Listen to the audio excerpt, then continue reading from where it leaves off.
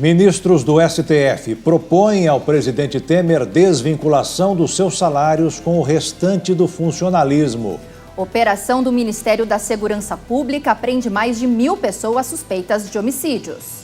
Desmatamento na Amazônia alcança 4.000 quilômetros quadrados, segundo o Instituto.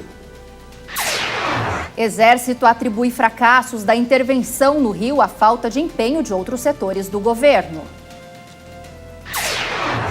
Senador dos Estados Unidos decide abandonar tratamento contra o câncer. Francês campeão na Copa da Rússia é preso por dirigir embriagado.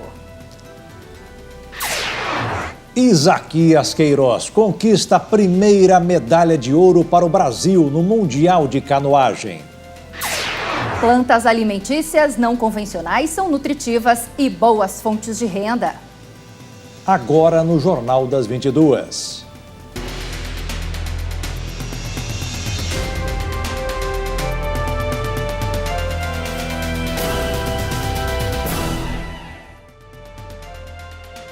Olá, muito boa noite. Boa noite. Mais de 1.000 pessoas foram presas e 75 adolescentes apreendidos hoje em uma mega operação coordenada pelo Ministério da Segurança Pública para combater os crimes de homicídio e feminicídio. O ministro da Segurança Pública, Raul Jungmann, afirmou que a Operação Cronos é uma forma de reafirmar a importância da Lei Maria da Penha. Mais de 6.000 policiais foram para as ruas cumprir os mandados judiciais em todo o país. A mega operação, coordenada pelo Ministério da Segurança Pública, foi definida em uma reunião do Conselho Nacional dos Chefes de Polícia Civil em julho deste ano. Segundo o ministro da Segurança Pública, o grande objetivo da Operação Cronos é combater os crimes contra a vida, especialmente o feminicídio, classificado por Raul Jungmann como uma covardia. Essa operação é, na prática, o que representa o SUSP, o Sistema Unificado de Segurança Pública, uma atuação unificada das inteligências de operações, com a participação do Ministério Público e do Judiciário, para combater a violência, para dar segurança aos brasileiros e brasileiras e, sobretudo, para garantir e proteger a vida. Particularmente, eu destacaria a questão do combate ao feminicídio e também as garantias da Lei Maria da Penha. Esse crime covarde que se comete muitas vezes contra mulheres indefesas, muitas vezes dentro da própria casa, a partir dos seus parentes, a partir dos seus cônjuges, mas também por outros, é algo que tem que ser repelido, que merece a nossa repulsa e merece a punição de todos aqueles que cometam esse tipo de transgressão, esse tipo de violência. E, evidentemente, a todos os demais que atentem contra a vida. E essa será o padrão doravante, atuação unificada em todo o país, de todas as polícias, juntamente com o Ministério Público e com também a participação do Judiciário. Parte das investigações contou com o apoio do Banco de Perfil Genético, que cadastra o DNA de autores de crimes sexuais e confronta com o material genético encontrado nas vítimas. Segundo o Ministério da Justiça, o banco deve ser ampliado e deverá contar com 130.000 perfis cadastrados até o fim do ano que vem. Além disso, as autoridades também revelaram que operações semelhantes devem acontecer com maior frequência. Peru, Equador, Colômbia e Brasil. A crise política e econômica na Venezuela tem levado milhares de pessoas a procurar abrigo em países da América Latina, um fluxo que se aproxima de um pico comparável à crise migratória do Mediterrâneo. A crise humanitária na Venezuela afeta vários países da América Latina. De acordo com a Organização Internacional das Migrações, o êxodo de migrantes está chegando a um ponto próximo do registrado no Mediterrâneo, na Europa. No Brasil, no último fim de semana, houve confrontos entre moradores de Pacaraima e venezuelanos. Em um campo improvisado pelo governo brasileiro na fronteira, muitos migrantes sonham com um futuro melhor, mas temem o presente. Pero aquí he visto las cosas tranquilas. Tudo tem andado calmo aqui. Alguns homens jogaram pedras, brasileiros que andavam pela área. Acho que pretendiam fazer igual ao que ocorreu em Pacaraima, tirar as pessoas, queimar as tendas, coisas assim. Mas graças a Deus nada aconteceu. Pero gracias a Dios no pasó nada.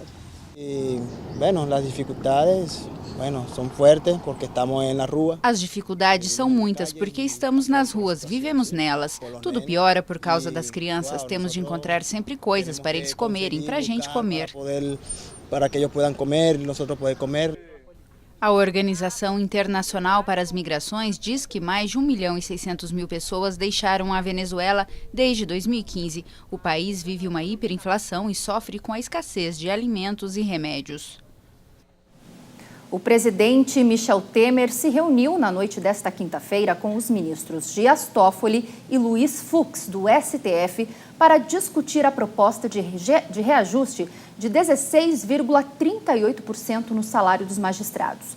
No encontro, o ministro propõe alternativa para evitar efeito cascata no funcionalismo público, com o aumento do STF. Já o ministro Luiz Roberto Barroso rejeitou nesta sexta-feira uma ação da Associação de Juízes Federais do Rio e do Espírito Santo que queria impedir a divulgação nominal dos salários e dos locais de trabalho dos juízes. O encontro contou com a participação da advogada-geral da União, ministra Grace Mendonça, e do ministro dos Direitos Humanos e chefe da Secretaria de Assuntos Jurídicos da Casa Civil, Gustavo Rocha. O futuro presidente do STF, ministro Dias Toffoli, sugeriu a Temer enviar ao Congresso uma PEC que desvincule o salário dos ministros do STF do teto do funcionalismo público federal.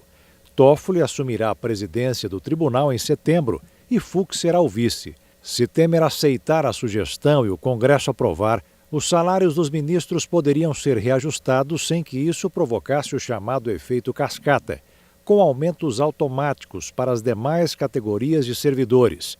O efeito cascata se dá porque os vencimentos do Supremo, segundo a Constituição, servem de teto para o funcionalismo público de todas as esferas.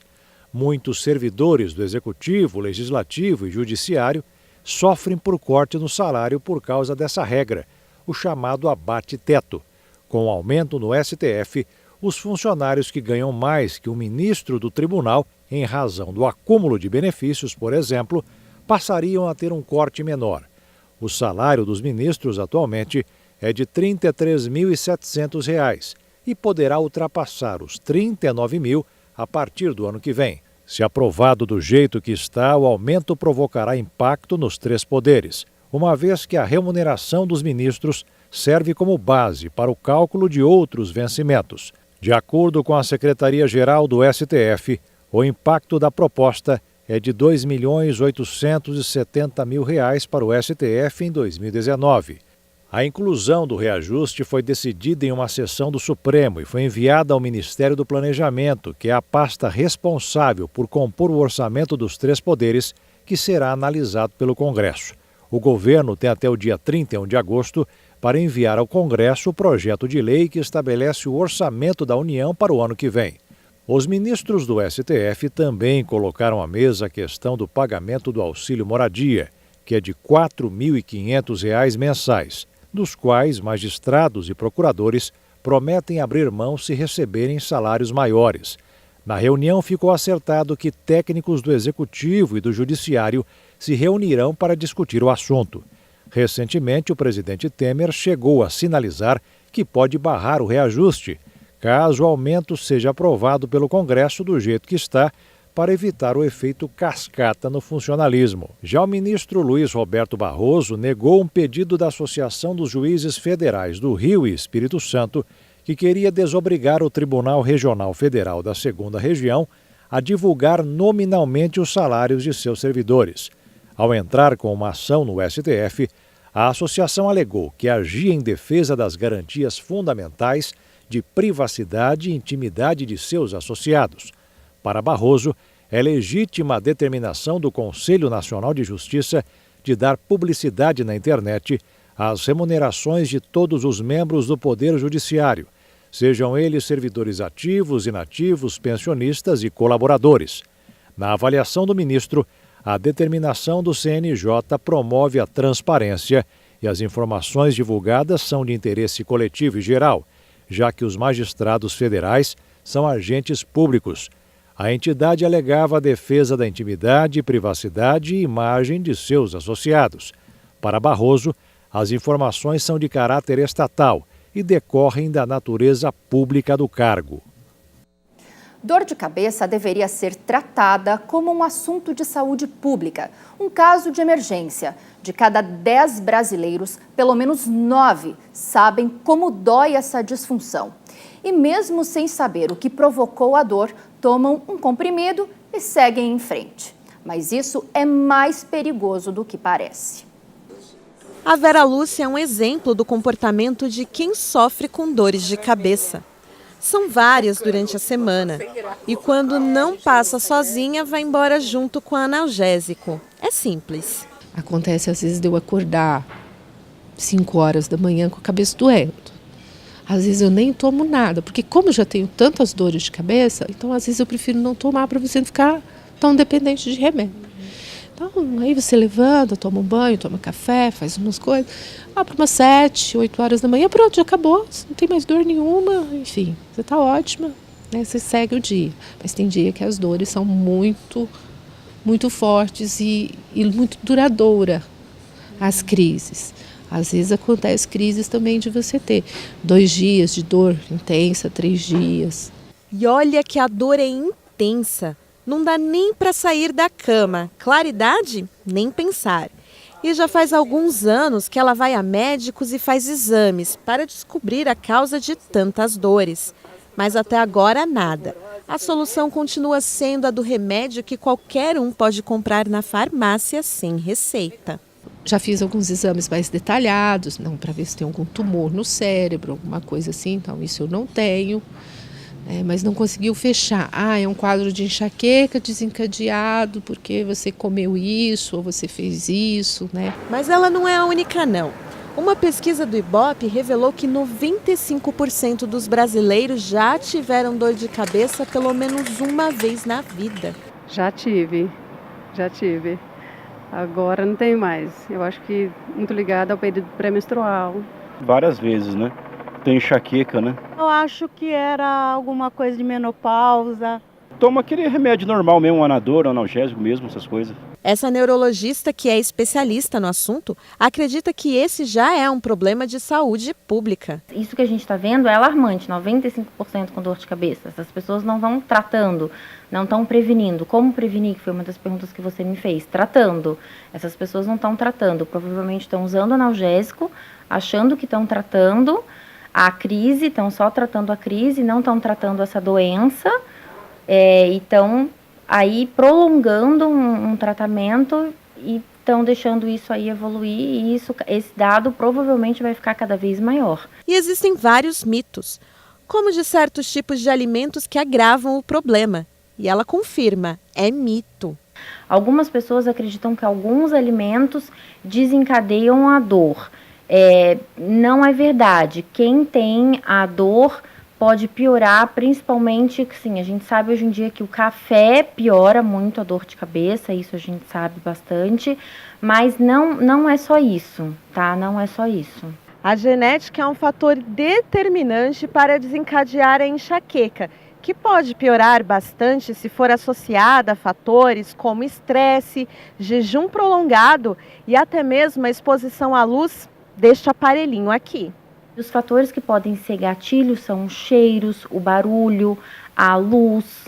Esses fatores, o ciclo hormonal na mulher também é um fator, o estresse, o jejum prolongado, a privação de sono ou o excesso de sono, as alterações climáticas, mudança, então frio demais ou calor demais, tudo isso pode fazer. O melhor tratamento, sem dúvida, é a prevenção. A boa notícia, de acordo com a médica, é que a enxaqueca, apesar de ser uma doença crônica, tem controle. Enxaqueca tem tratamento, isso é outra coisa também que a gente tem que dizer. Não tratar a crise somente com analgésico, e sim entrar com medicação preventiva para evitar que as crises existam e controlar isso. Isso é o recado principal, né? Prevenir as crises. E veja a seguir, general do Exército critica políticos. E ainda, senador americano decide abandonar o tratamento contra o câncer.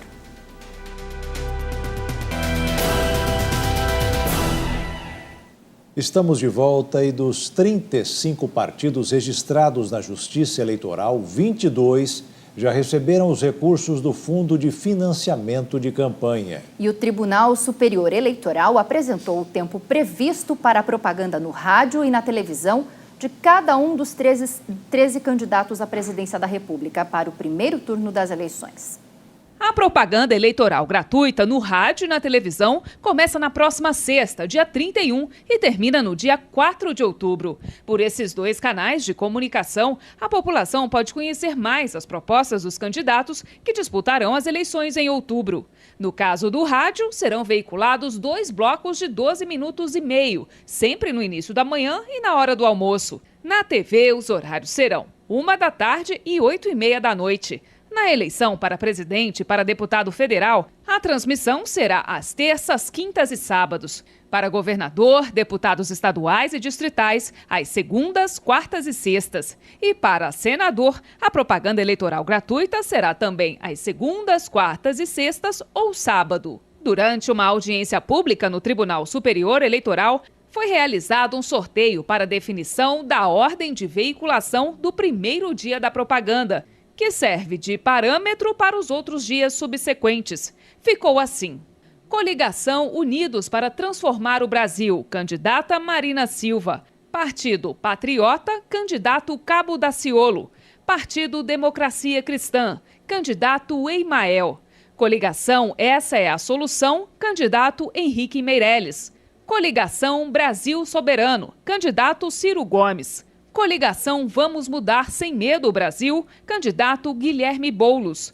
Coligação para Unir o Brasil, candidato Geraldo Alckmin. Partido Socialista dos Trabalhadores Unificado, candidata Vera. Coligação O Povo Feliz de Novo, candidato Lula. Partido Novo, candidato João Amoedo. Coligação Mudança de Verdade, candidato Álvaro Dias. Coligação Brasil Acima de Tudo, Deus Acima de Todos, candidato Jair Bolsonaro. E Partido Pátria Livre, candidato João Goulart Filho. Na sequência, foram sorteadas as sobras relacionadas à propaganda eleitoral. 6 chapas foram contempladas com 6 inserções de 30 segundos. Democracia Cristã, Partido Novo, Coligação Unidos para Transformar o Brasil, Coligação Brasil Soberano, Coligação Mudança de Verdade e Coligação O Povo Feliz de Novo. A presidente do Tribunal Superior Eleitoral, ministra Rosa Weber, também apresentou o tempo em que cada partido terá por bloco de propaganda e a quantidade total de inserções no rádio e na televisão. A divisão do tempo é feita de acordo com o tamanho das bancadas na Câmara e dos partidos que compõem a coligação de cada candidato. O candidato do PSDB, Geraldo Alckmin, por exemplo, ficou com cerca de metade do horário eleitoral, 5 minutos e 32 segundos em cada bloco diário, por integrar uma união de 9 partidos. Pelos mesmos motivos, 8 das 13 candidaturas têm menos de 30 segundos no horário eleitoral, como é o caso de Guilherme Boulos, candidato da coligação PSOL e PCB. Ele tem apenas 7 segundos em cada bloco diário.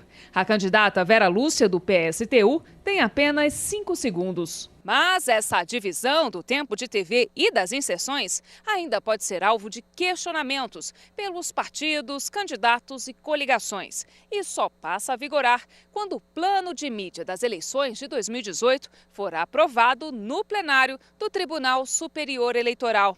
A votação está marcada para a próxima terça-feira, dia 28.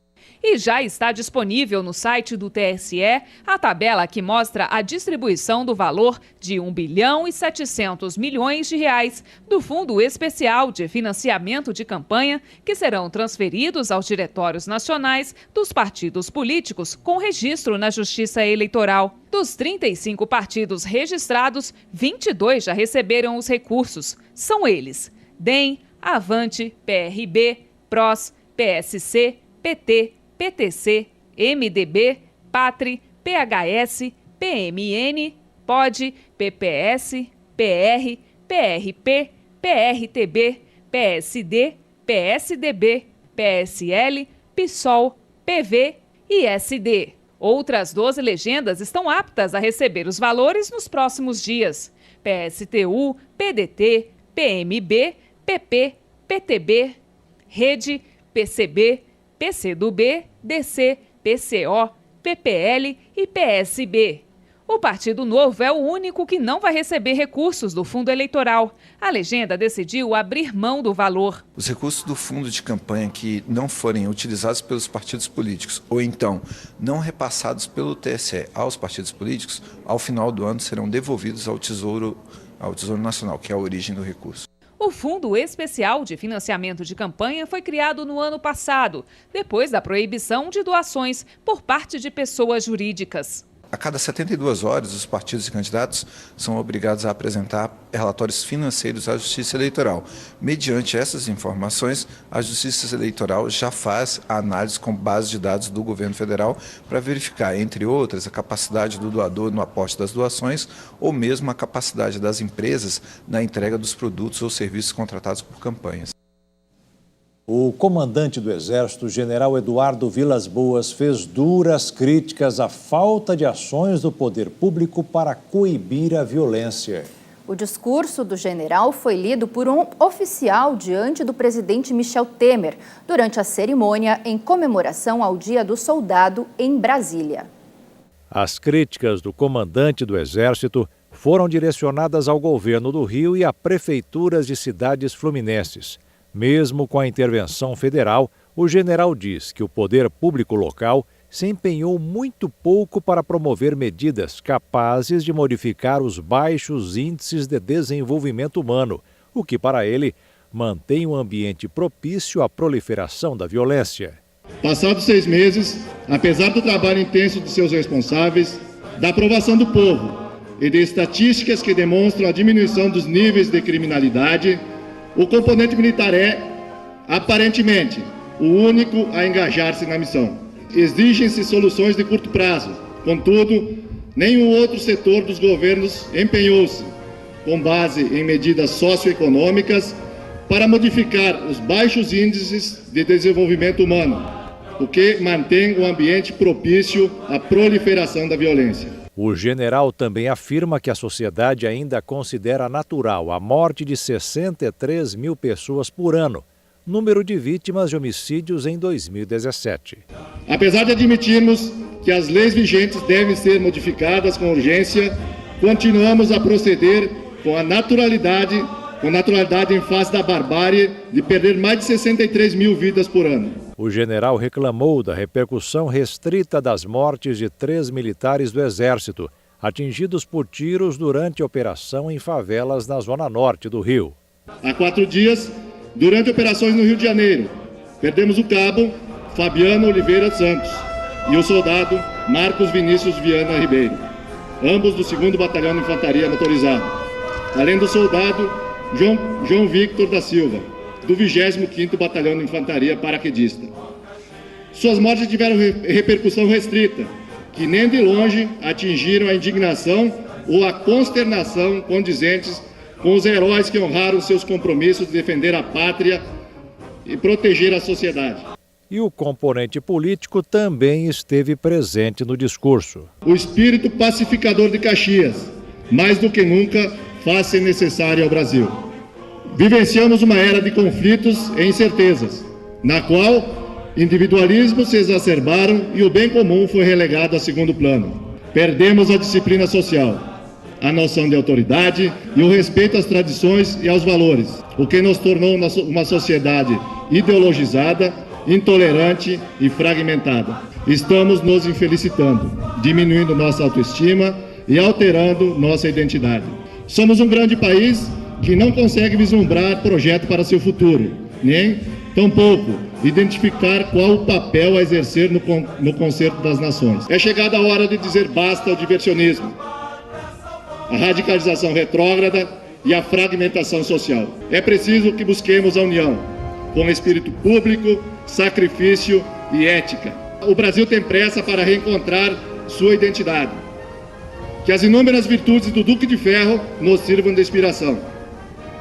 Que nessa hora, coberta de dúvidas, sejamos corajosos para nos despojarmos daquilo que nos desagrega. O senador John McCain, importante figura da vida política americana, decidiu abandonar o tratamento contra um câncer no cérebro detectado há 1 ano.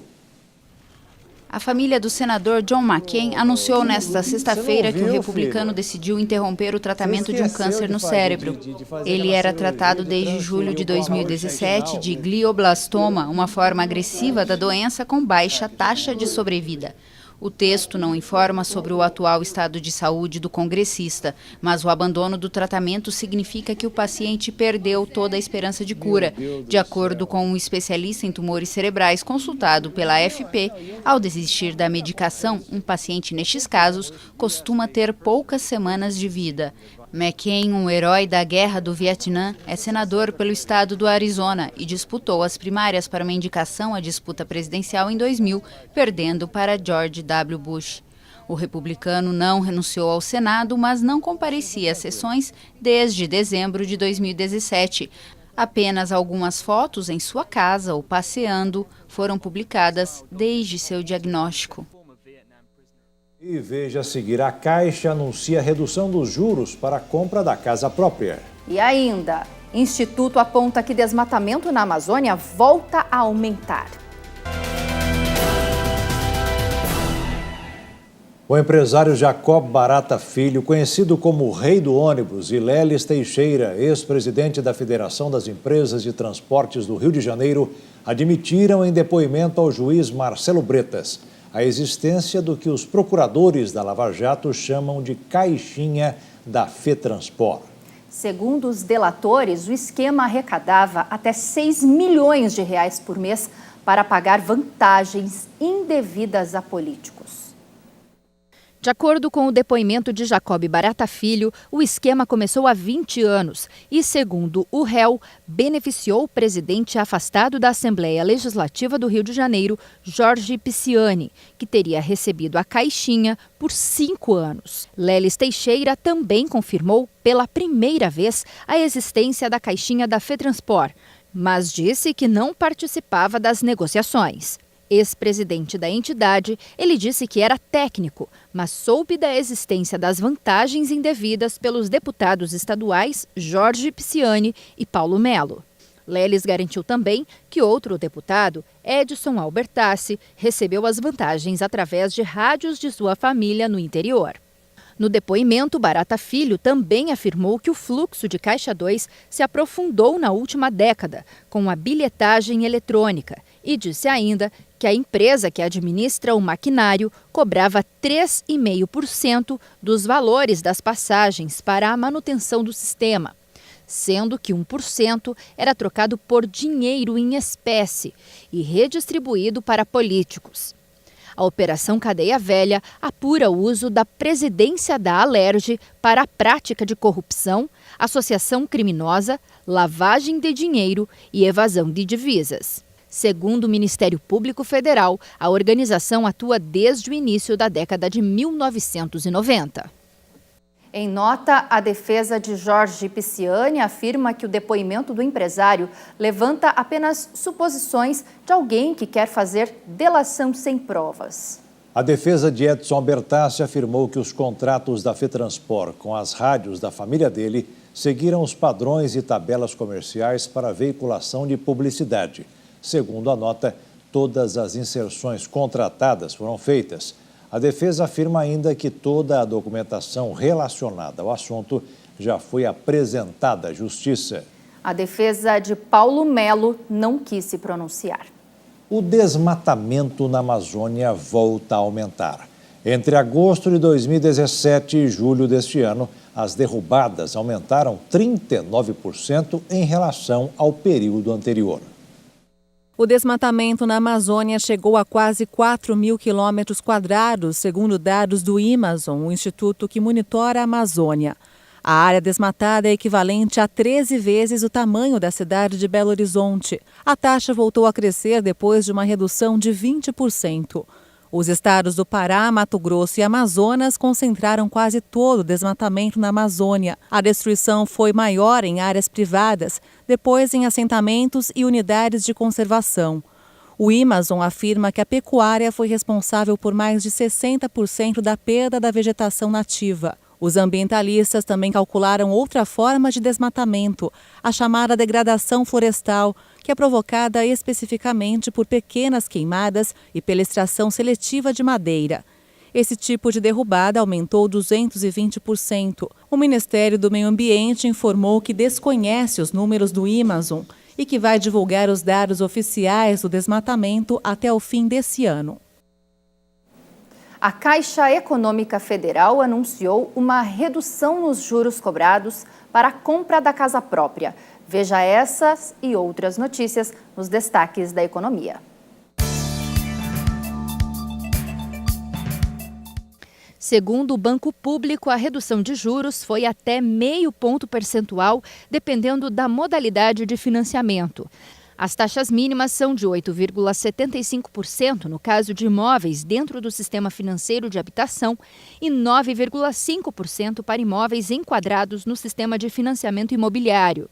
A Caixa também alterou o limite de financiamento dos imóveis usados, de 70% para 80%. Segundo a Caixa Econômica, a redução das taxas de juros facilita o acesso à casa própria e contribui para a retomada de investimentos no setor da construção civil. O governo do Rio de Janeiro vive um impasse. Se não reajusta o salário dos servidores, deixa os trabalhadores insatisfeitos. Mas, se libera o aumento, pode ter problemas com o governo federal. Isso acontece porque o Estado aceitou suspender o aumento dos servidores em troca da ajuda bilionária para deixar as contas em dia. O Estado está falido e precisou ser socorrido para honrar as dívidas e manter o mínimo dos serviços básicos. O descumprimento da regra pode levar à quebra do contrato. O tema está sendo debatido na Assembleia Legislativa e o governo fluminense está preocupado.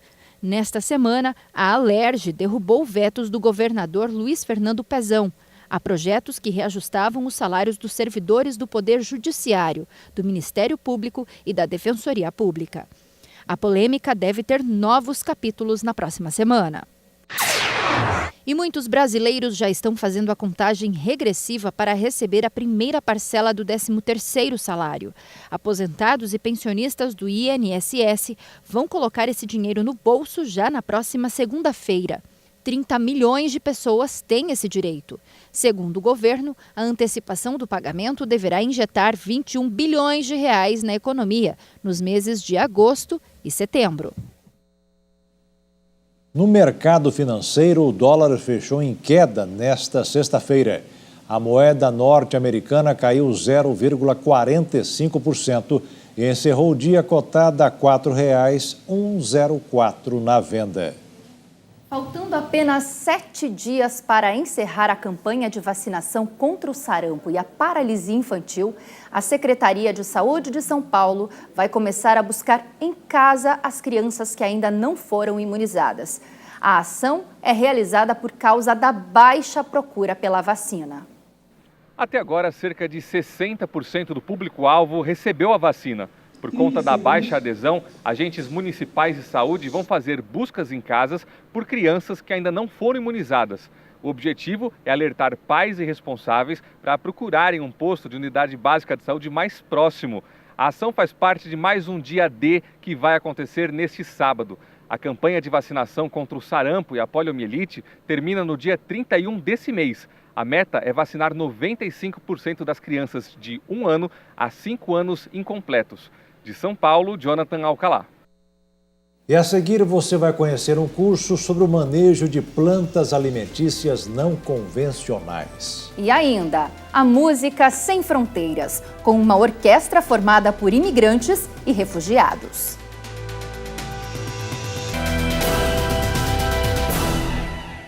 A Embrapa está fazendo em Brasília um curso de plantio e manejo das chamadas punks. Para quem não sabe, são as plantas alimentícias não convencionais. Quem olha pode até achar que algumas são feias, mas são boas para a alimentação. Elas estão espalhadas por todo o país. Em alguns lugares nem são conhecidas como alimentos. Em outros, tradicionalmente fazem ou fizeram parte da culinária regional. Mas sem um cultivo comercial, muitas foram esquecidas. As punks podem ser soluções baratas e super nutritivas de alimentação e até geração de renda. São plantas, muitas delas, que foram caindo no esquecimento, no desuso, foram negligenciadas. Na Embrapa Hortaliças, em Brasília, algumas espécies estão passando por um estudo. A ideia é conhecer as formas de cultivo, o manejo, o valor nutricional e, claro, os sabores. Nós elencamos 20 espécies diferentes para poder se trabalhar de uma forma mais intensa, né? Onde nós fazemos avaliação agronômica, a questão da caracterização nutricional, estudo da vida útil.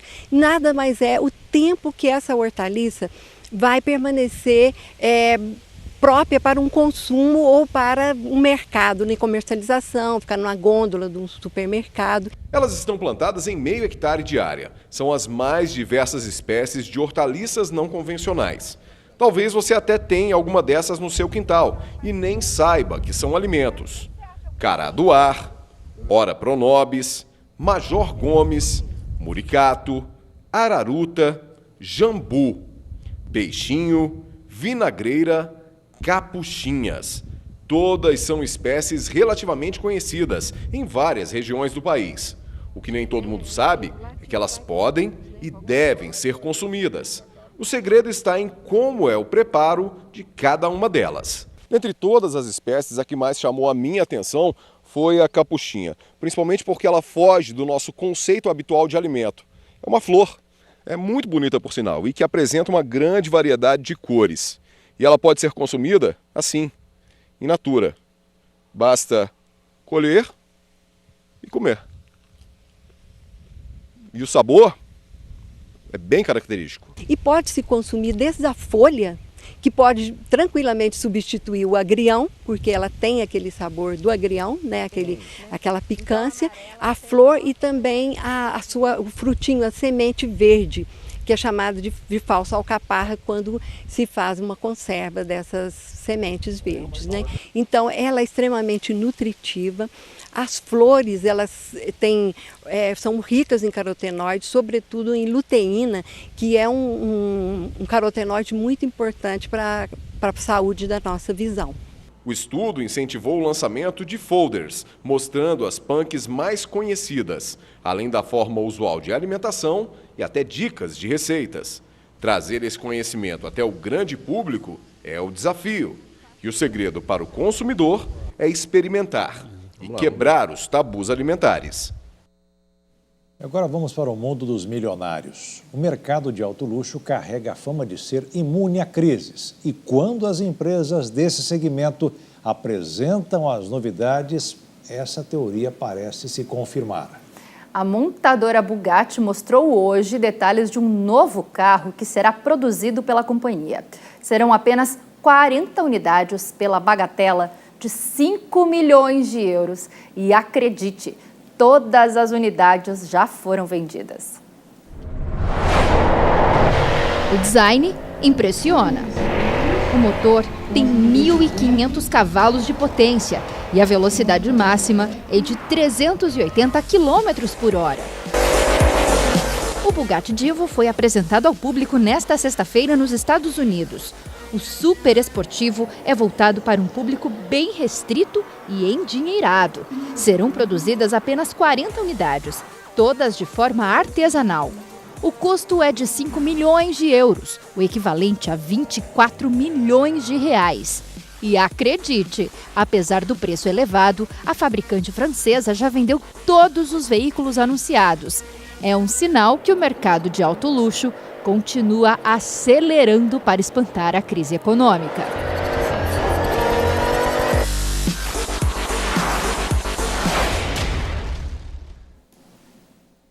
A música sem fronteiras. Essa é a proposta da Orquestra Mundana Refúgio, um grupo que reúne brasileiros, imigrantes e artistas vindos de países em situação de conflito social. E a nossa equipe foi conhecer esse trabalho. É mais uma prova de que a música, além de fazer bem para a alma, ainda tem o poder de unir as pessoas.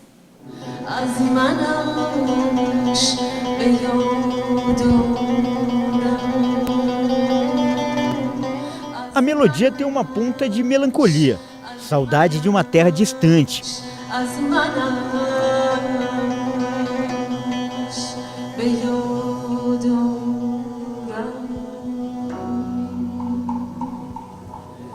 Ela deixou o Irã porque não podia fazer o que mais ama, cantar. Eu escolhi Brasil porque acho que Brasil é um lugar bom para mim, que tenho muitas coisas que eu posso ficar dentro no arte, as coisas que eu no Irã não pude ficar lá, porque estava problema. E agora a iraniana tem a maior oportunidade de sua carreira.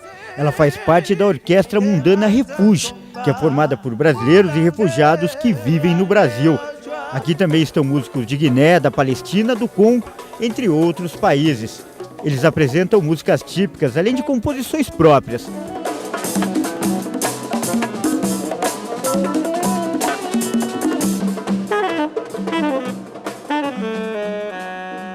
A maioria desses estrangeiros vem de países assolados por guerras, misérias e perseguições políticas e raciais.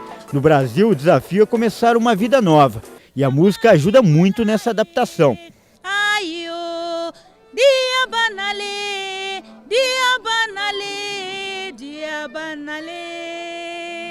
Mariama veio de Guiné. Ela está há 10 anos no Brasil e realiza outros trabalhos, mas é na orquestra que tem a oportunidade de realizar o grande sonho de cantar. Esse projeto é maravilhoso na minha vida, é muito bom, muito bom. Eu não posso falar como esse projeto faz em mim. O projeto começou há um ano e a intenção era unir o trabalho musical a uma causa social. Foi então que a orquestra abriu espaço para os refugiados. E a oportunidade foi dada para pessoas que tocavam e cantavam em seus países, mas não eram profissionais. Hoje, o resultado é esse. São 13 músicos de 8 nações diferentes que fizeram da música um único idioma. A orquestra virou uma referência um pouco para muitos refugiados que estão aqui em São Paulo.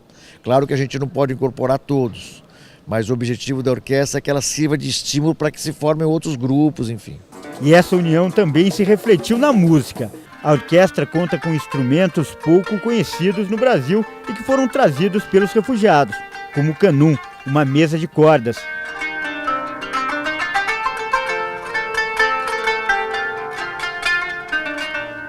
Essa orquestra é muito maravilhosa. Nossa, eu quando agora ficar aqui no palco tem muita energia boa. Tem muito de Brasil na música deles, tem música deles na nossa música, quando a gente se junta, mas o que surge é o que surge, é esse povo miscigenado que nós estamos tão acostumados não estamos acostumados, né? Essa é a nossa natureza brasileira, né? Um povo de muita miscigenação, não é? چو عضوی به درد آورد روزگار دیگر عضوها را نماند قرار. Ele falou que todo mundo, pessoas no todo mundo, estamos pessoa.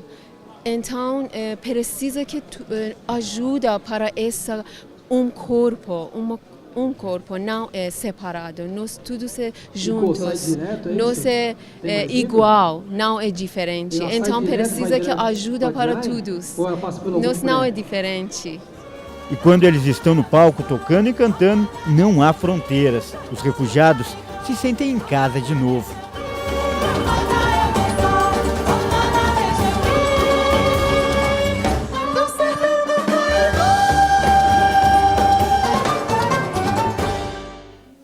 A Orquestra Mundana Refuge se apresenta neste domingo com a Orquestra da Câmara no Instituto Tomiotaki, às 5h30 da tarde. A entrada é de graça. E o Jornal das 22 termina aqui. Uma ótima noite para você e um excelente fim de semana. Boa noite, fique na paz. Tchau.